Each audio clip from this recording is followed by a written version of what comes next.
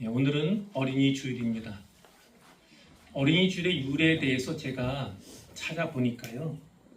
그 시작이 1856년 이때로 거슬러 올라갑니다. 미국 매사추세츠 주의 첼시에 있는 제1보편주의 교회, 거기에 레오나드라는 목사님이 계셨는데 6월 둘째 주일을 어린이들을 위한 특별 예배로 드리는 것이 시초다 이렇게 나오더라고요. 6월 둘째 주 그러면 꽃이 가장 만발한 시기였다고 합니다. 그래서 그 당시에는 꽃주일 이렇게 불리기도 했다 이렇게 나와 있습니다. 그러다가 1868년에 미국 감리교회에서 6월 둘째 주일을 어린이 주일로 공식화했고 그것이 전 세계적으로 확산되었다 이렇게 기록이 되어 있었습니다. 우리나라에서는 어린이날과 밀접한 관련이 있습니다. 1923년에 방정환 선생님을 중심으로 어린이날이 제정되었는데 한국교회가 초기였잖아요. 그 초기에 한국교회가 어린이 교육에 관심이 아주 많았었거든요. 그래서 1920년 중반부터 5월 첫째 주일을 어린이 주일로 지키기 시작했다. 이런 기록을 제가 살펴보았습니다. 자, 이 어린이 주일에 우리는 어떤 말씀을 나누면 좋겠는가? 오늘은요, 4개의 본문을 가지고 설교를 하려고 합니다. 설교 제목은 돌이키라, 가르치라 인데 제가 왜 이런 설교 제목을 잡았는지, 정했는지 그것을 잘 생각해 보시면 좋겠습니다. 자, 첫 번째 본문은 지금 우리가 읽은 마가복음 10장 13절로 16절입니다. 화면에 4개의 본문이 다 나갈 겁니다. 자, 여기의 내용은 뭐냐면 하나님의 나라는 어린아이와 같은 자의 것이다 라는 겁니다. 하나님의 나라는 어린아이와 같은 자의 것이다. 사람들이 어린아이들을 데리고, 자기 아이들이에요. 자기 아이들을 데리고 예수님께 나왔습니다. 그 부모들의 의도는 무엇이었을까요? 예수님께서 자기 아이들을 만져주심을 바라고 이렇게 성경이 기록하고 있습니다. 그런데 예수님의 제자들이 어린 아이들을 꾸짖고 막아섰습니다. 애들은 저리 가라 뭐 이런 거겠지요. 그 이유는 간단합니다. 한마디로 말하면 아이들은 중요하지 않다 뭐 이런 거겠죠. 제자들이 아이들을 꾸짖는 이 장면은 고대 근동사회의 일반적인 모습이기도 했습니다. 어린아이가 사람 수에 들지 못하던 그만큼 하찮고 보잘것없이 여겨지던 그 시대 존재감은 바로 그랬습니다. 랍비들의 문화에서 보면 어린아이는 율법을 지킬 능력이 없는 무익한 무가치한 존재 이렇게 평가받던 시대였다는 것입니다. 그러나 예수님의 반응은 완전히 달랐습니다. 예수님은 제자들의 이런 태도에 노하셨다 이렇게 성경이 기록하고 있고요. 이 노하셨다고 하는 헬라어 원어를 다른 성경에서는 또 어떻게 번역을 하냐면 분히 여기사, 어디쯤에 나오는지 아시죠? 분히 여기사 같은 단어가 사용되고 있어요. 매우 강한 어조라는 것입니다. 복음서에서 예수님께서 감정을 이렇게 강하게 드러내신 적이 거의 없어요. 그러니까 매우 드문 장면 가운데 하나, 그것이 바로 어린이와 관계된 본문이다라는 것은 기억을 할 만하죠.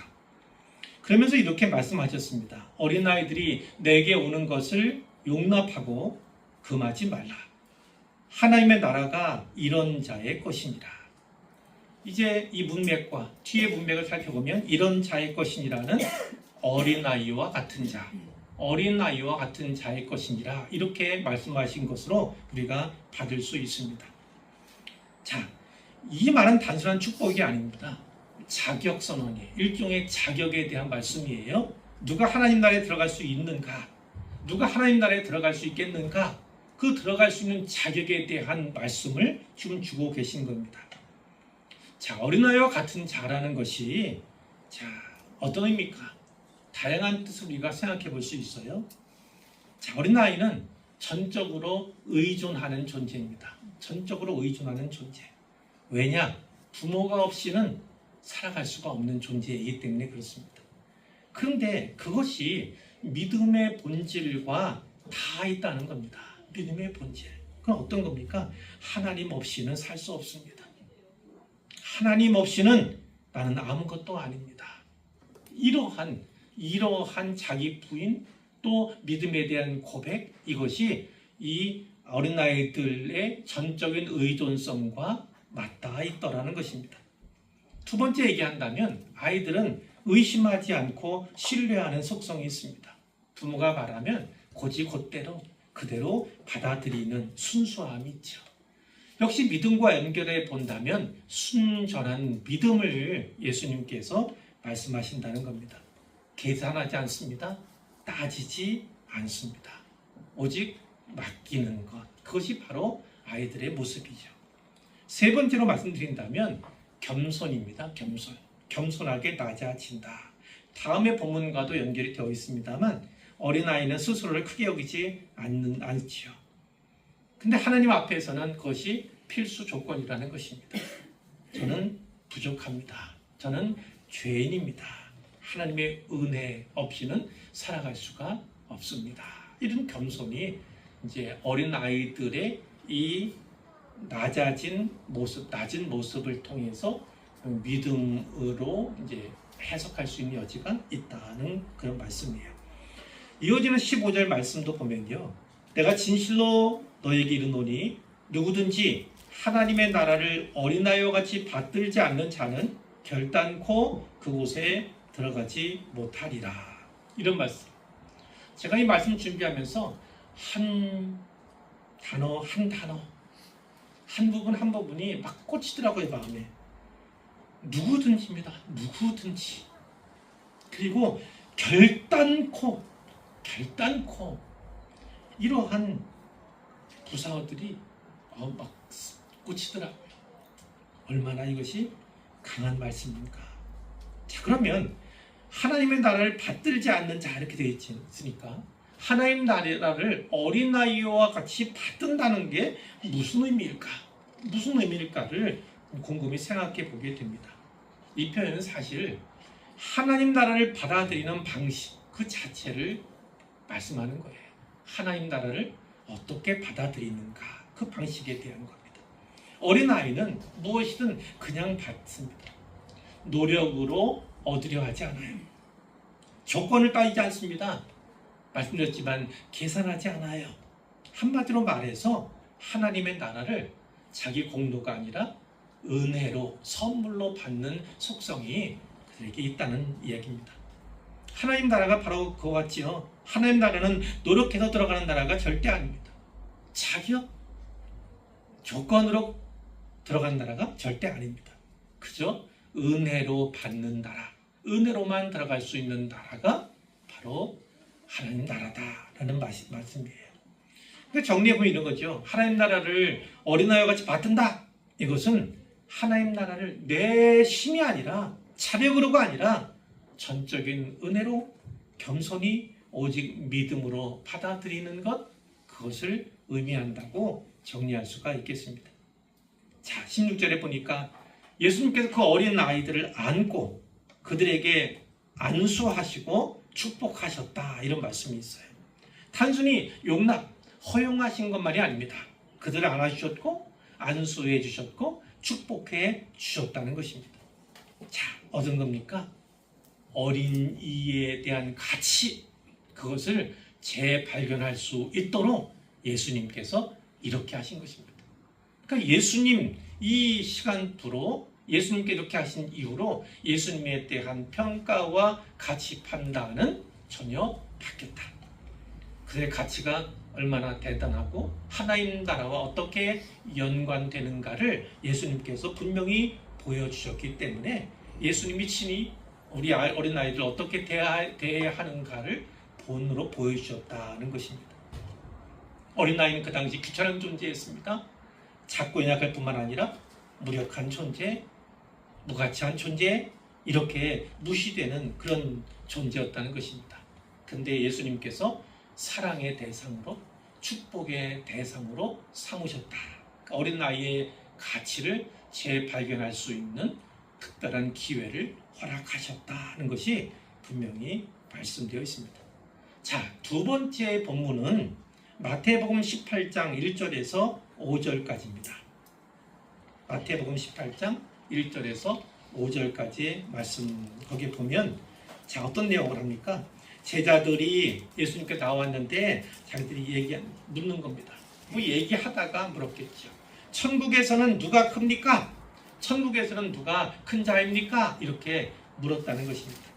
자, 아시다시피 세베대의 두 제자들 가운데 또 하나는 우편에 하나는 좌편에 그런 내용이 있지 않습니까? 하나님 나라 임하시거든 저는 우편에, 우리는 또 하나는 좌편에. 그러니까 다 거기에 관심이, 어떤 권력 구조에 관심이 있었던 제자들인데, 제자들이 예수님께 또 티격태격 하다가 예수님께 물었겠죠. 천국에서는 누가 큽니까?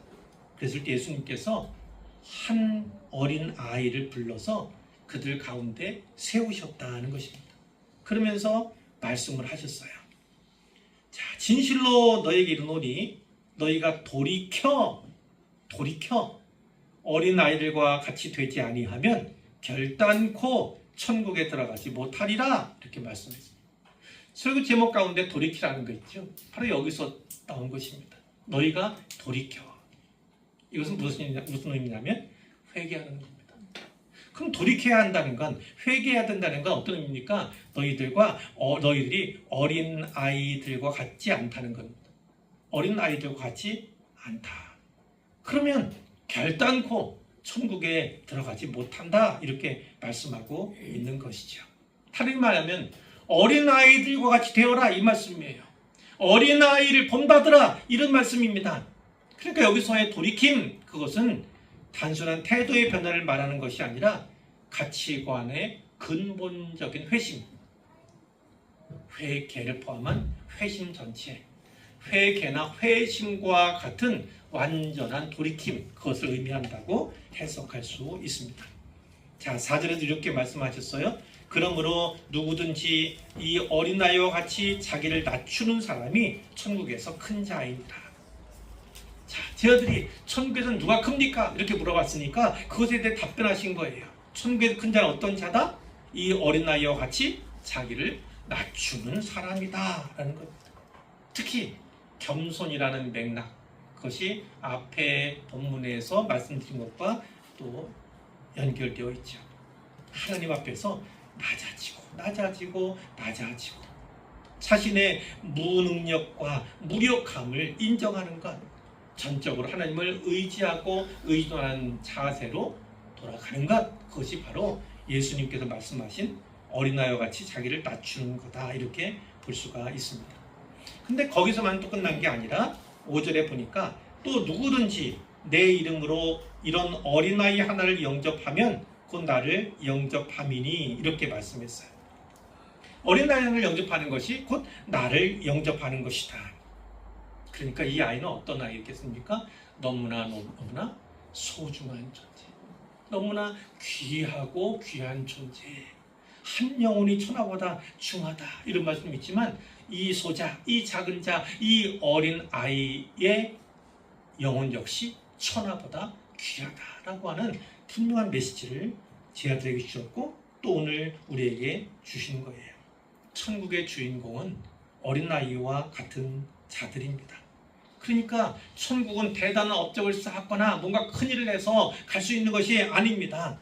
어린아이처럼 하나님을 전적으로 의지하고 그 앞에 전적으로 낮아진 자들, 그들에게 맞는 처소가 하나님 나라 천국이다, 이렇게 예수님께서 말씀하고 있는 거예요. 그러니까 자, 뒤에 이제 가르침에 대한 얘기가 나옵니다.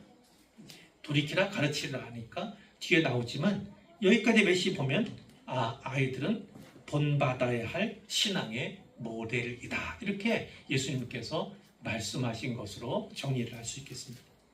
자, 세 번째 본문은 잠언 22장 6절입니다. 잠언 22장 6절. 자, 거기에서는 어떤 얘기를 합니까? 마땅히 행할 길을 지금 아이에게 가르치라. 지금 아이에게 가르치라.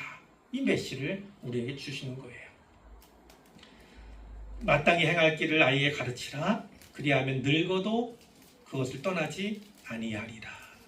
우리 성경에 마땅히 행할 길. 자, 이렇게 한글로 보면 우리가 짐작하는 것들이 있습니다. 그런데 그것이 원어의 의미에서는 조금 벗어나 있다. 이것을 말씀드리고 싶어요. 히브리어로 기록되어 있는데 그것을 직역해 보면 이런 겁니다. 그 아이의 길에 따라, 이런 식이에요. 그 아이의 길에 따라 가르치라, 이렇게 되어 있습니다. 자, 영어 성경에 보면은 역시나 그 아이의 길을 따라, 그의 길을 따라 이렇게 번역되고 있는 것을 보게 돼요. 자, 그러니까 여기 마땅히 행할 길은 우선적으로 무엇을 얘기하냐면 아이의 어떤 개성이나 그가 받은 은사, 그것을 잘 개발해 줘야 된다는 거예요. 그러니까 똑같이 획일적인 교육으로 가는 것이 아니라 그 아이에게 합당한, 맞는 그런 교육을 시키는 것이 중요하다라는 것입니다. 근데 그 아이는 기본적으로 누굽니까? 하나님께서 주시는 선물이에요. 그리고 하나님의 형상을 닮은 존귀한 존재입니다. 그렇기 때문에 하나님의 사람으로 만들어 가야 되는 건 당연한 거죠. 그러니까 이거예요. 마땅히 행할 길은 두 가지 갈래로 나눠집니다. 그 아이의 개성과 은사, 그리고 그를 향한 하나님의 계획과 창조 목적에 맞는 교육을 해야 한다는 것을 말해요.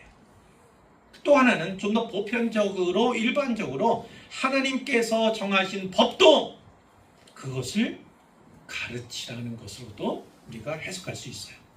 그러니까 하나는 개성과 은사에 맞게, 하나님의 계획과 그분의 뜻에 맞게, 또 하나는 하나님의 사람으로 만들어가는 그런 교육을 동시에 진행해야 한다, 이렇게 볼 수가 있는 것이죠. 이 가르치라라고 하는 단어도 의미심장합니다. 어떤 의미냐면 봉헌하다, 이런 의미가 있습니다. 봉헌하다.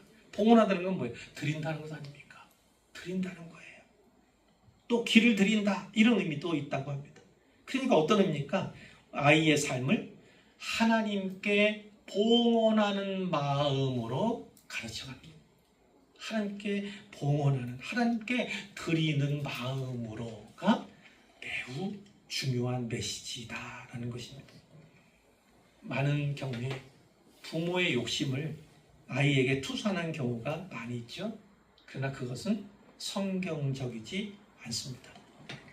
성경적인 것은 그 아이의 개성과 인성을 존중해 줄 뿐만 아니라 그 아이 안에 있는 하나님의 계획, 달리 말하면 그를 향한 하나님의 설계도, 그것을 발견하도록 돕는 것입니다.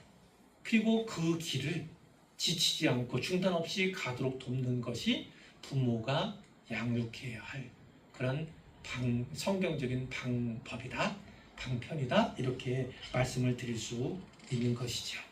자, 이 마땅히 행할 길을 누가 가르쳐야 합니까? 집에서는 부모가 가르쳐야 합니다. 그리고 교회에서는 교사가 가르쳐야 되는 것이죠. 중요한 건 아이는 말이 아니라 삶을 통해 배운다는 사실입니다. 그러니까 삶에 유의해야 된다는 것입니다. 지금 심은 씨앗이 훗날 거대한 장성한 믿음의 나무로 변해갈 것을 기대하는 마음으로 그렇게 본을 보이라, 이런 말씀을 주고 계신 거예요. 마지막 네 번째 본문은 디모데후서 3장 15절로 17절입니다. 예, 뒤에 나오죠. 화면에 나와 있지 않습니까? 어려서부터 성경을 알았나니, 이런 말씀을 했고, 또 성경은 능히 너로 하여금 그리스도 예수 안에 있는 믿음으로 말미암아 구원에 이르는 지혜가 있게 하느니라. 물론 뒤에도 계속 나옵니다. 맨 뒤에 보면 하나님의 사람, 온전한 하나님의 사람, 이런 얘기도 나오고 있음을 보는데 제가 말씀드릴 것은 15절 중심에서 말씀을 드리려고 합니다. 자, 여기 내용 누구 얘기입니까? 디모데후서는 사도 바울이 디모데에게 쓴 편지 중에 하나입니다. 자, 디모데 어떤 사람인지 아시죠? 어떤 사람인지 아시죠? 바울이 가장 신뢰했던 동역자 가운데 한 사람, 에베소 교회의 목회자, 그리고 성경에 젊은 지도자로 등장을 하지 않습니까? 그러니까 매우 유능하고 신실한 그런 일꾼이었으면 우리가 잘 아는데, 그런데 그 시작을 어린 시절의 신앙교육에서 찾고 있다는 것입니다. 자, 어려서부터 성경을 알았나니, 어려서부터 성경을 알았나니. 바울이 디모데에게 너는 어려서부터 성경을 알았다 이렇게 얘기합니다. 자, 우리가 이것으로부터 먼저 생각할 것이 있어요. 위대한 신앙은요, 갑자기 이루어지는 것이 아닙니다. 위대한 신앙에는 갑자기 만들어지는 것이 아니라는 것입니다. 시간이 필요하고, 특히 어린 시절부터 계속해서 준비시켜야, 가르쳐야, 만들어 가야 한다고 성경이 말씀하고 있는 거예요. 우리가 잘 알다시피 디모데 외할머니가 누구였죠? 로이스였습니다. 로이스. 그리고 그 어머니는 누구였습니까? 유니게였다는 거예요. 유니게. 아버지는 헬라인이었어요. 아버지는 이방인이었습니다. 그러니까 이 로이스나 유니게는 디아스포라 유대인들이었던 거죠. 그런데 디아스포라의 삶을 살아가면서 아버지가 헬라인임에도 불구하고 아들에게, 디모데에게 어떻게 했습니까? 성경을 가르쳤다는 겁니다. 어려서부터 성경을 가르쳤다. 그러니까 믿음이라는 건 우리가 오해하거나 착각하면 안 됩니다. 믿음은 결코 유전이 아닙니다. 믿음은 유전이 아닙니다. 믿음은 전수되는 것입니다. 전수되는 것. 디모데를 만든 세 가지 얘기를 한다면 이런 겁니다. 어려서부터 성경을 배웠다. 당연히 외할머니가 또 엄마가 가르쳤겠죠. 자, 그리고 믿음의 가정 가운데서 자랐다 하는 것도 빼놓을 수 없어요. 그러니까 아이 신앙은요, 사실 교회보다 가정에서의 역할이 더 중요한 겁니다. 가정에서의 역할이 먼저, 그 다음에 교회에서의 역할을 생각하셔야 돼요. 사람에서는 어떻습니까? 영적인 훌륭한 영적 멘토가 있었죠. 바로 사도 바울. 사도 바울로부터 직접 훈련을 받았다, 교육을 받았다. 그리고 바울의 동역자로 성장했음을 보게 되는 거예요. 그러니까 아이에게는 자라면서 뭐가 있으면 됩니까? 멘토가 있어야 합니다. 예, 지도자가 있어야 됩니다. 다른 말로 하면 어른이 있어야 합니다. 어른이 있어야 지도를 받고, 때로는 훈육을 받고, 그렇게 바르게 성장해 갈 수 있다. 그것을 말씀하고 있는 거예요. 자, 이제 여기 보면 두 가지 문맥을 제가 강조해서 말씀드릴 건데, 어려서부터 이렇게 되잖아요. 어려서부터.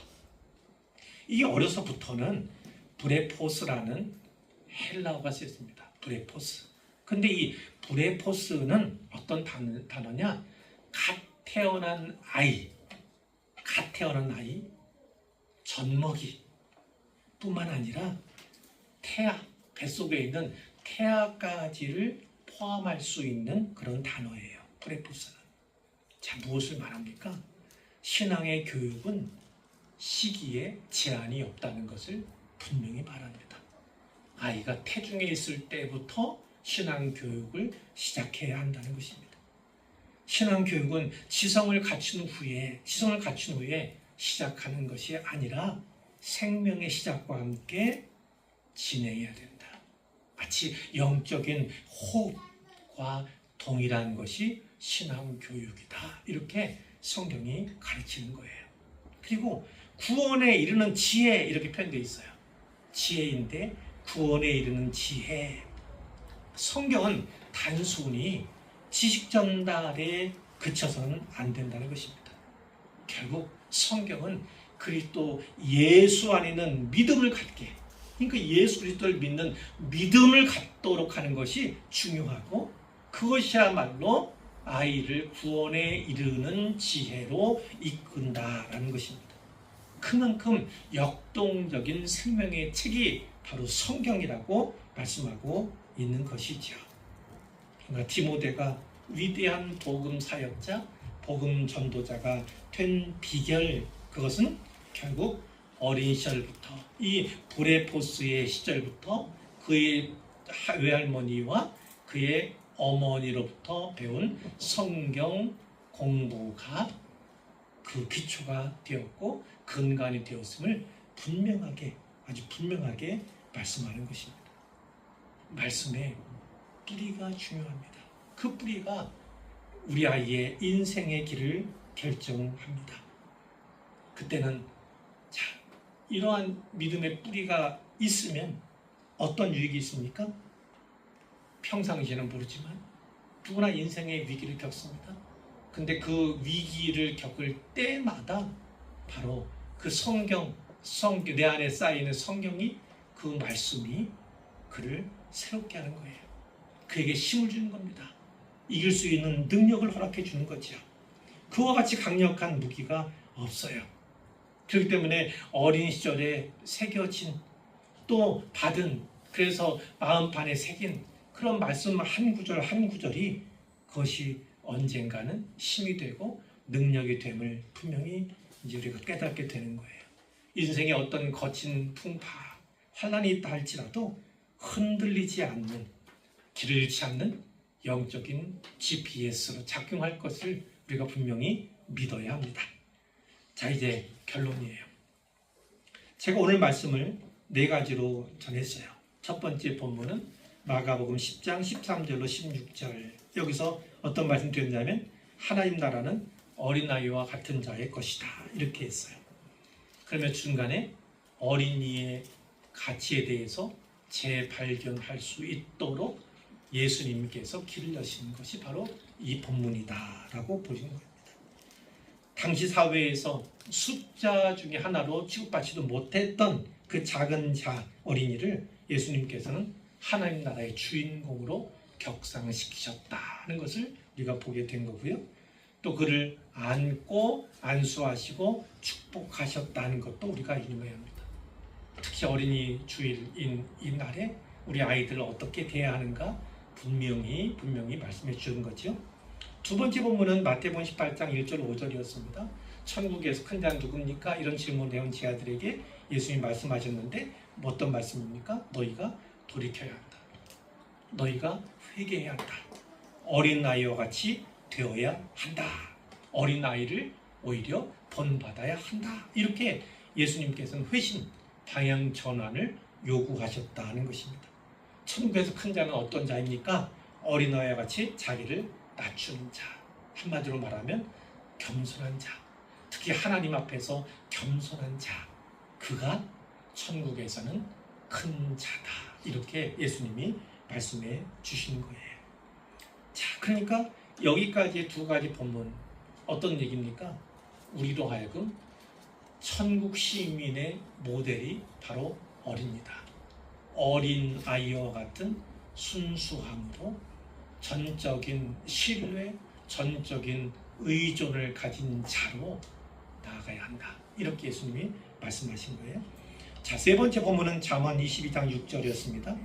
마땅히 행할 길 설명해 드렸어요. 개성을 말씀드렸고 하나님께서 준 은사를, 또 그 한 아이를 향한 하나님의 계획과 뜻에 대해서 좀 더 궁구해야 되고 그에게 길을 발견할 수 있도록 도와야 하는 것, 그것을 말씀드렸어요.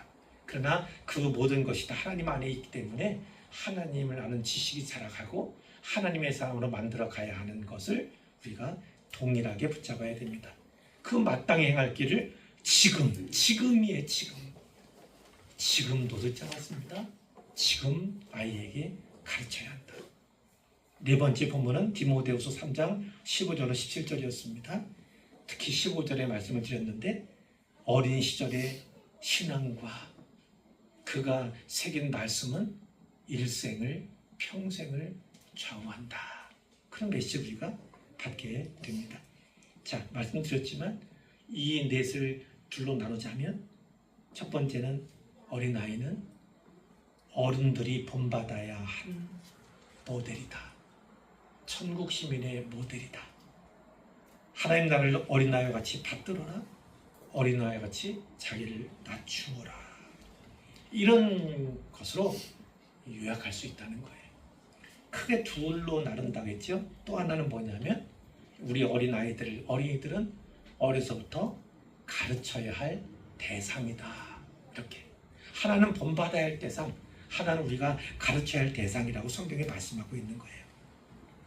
마땅히 행할 길을 가르치고 어려서부터 성경 말씀을 가르치시길 바랍니다. 그런 부모님들이 되시길 바래요. 그러면 다음 세대에 우리의 신앙을, 우리의 믿음을 전수할 수 있습니다. 믿음을 전수할 수 있는 아이들로, 전수받는 아이들로 양육해 가라는 것이 핵심적인 메시지예요. 자, 제가 설교 제목을 돌이키고 가르치라 이렇게 전했잖아요. 그것이 어떤 의미인지를 다시금 새기시길 바랍니다. 돌이키십시오. 어린아이와 같이 되십시오. 가르치십시오. 어린아이를 온전한 하나님의 사람으로 만들어 가십시오. 이것이 바로 어린이 주일에 우리 어른들에게 주시는 하나님의 메시지임을 분명히 기억하시기를 주님의 이름으로 부탁드립니다.